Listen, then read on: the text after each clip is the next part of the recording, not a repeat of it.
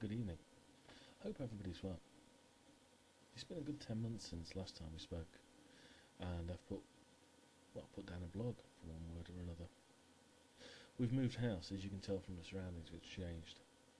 I now live on top of a hill, which, after the last few months' rain, or the last few weeks' rain, I feel really glad about.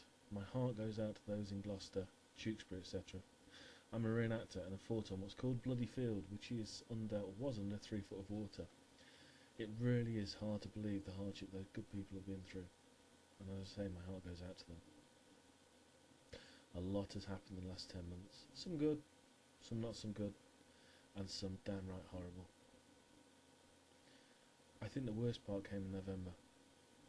My father had been ill for 2 years. He was a strong man. And for the 2 years we saw him slowly slipping down a slide. His health started to deteriorate. It seemed as though a nerve had been trapped in the back of his neck, and that's what we all believed. And that's what was causing his numbness and his lack of grip, etc. And he couldn't even lift a kettle towards the end. And then in October we found out it was a nasty, nasty disease. It had a name.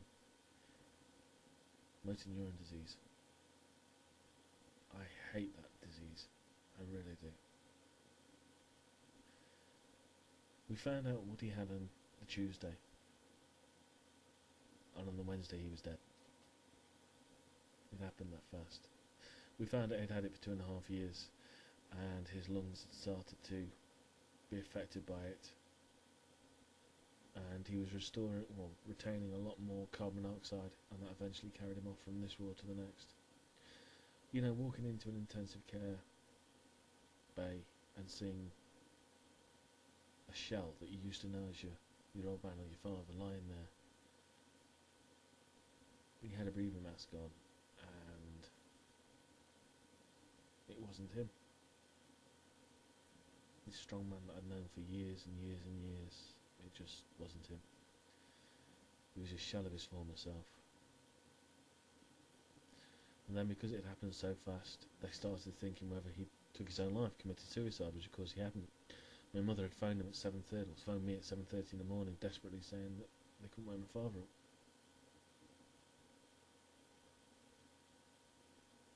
When you have a phone call like that, you don't know how to react. I know I didn't. And after the funeral, it took a lot out of me, an awful lot out of me. I missed him even now. But no, now on to different things. We're now setting up our own paranormal research group called the GGS. The meeting is tomorrow afternoon, stroke evening, and we'll be deciding on what we're going to do. The group itself will basically write a full case report on the location that we've been asked to go and investigate. We'll carry out an investigation all night and report exactly what happened or what didn't happen, what we've managed to pick up, etc. It'll all be documented, and so we can see exactly what's there and what isn't there. So this should be good fun. We have 3 mediums and a load of equipment. Talking of mediums, I found out I've got medium abilities that I'm working on at the moment. I'm adopted.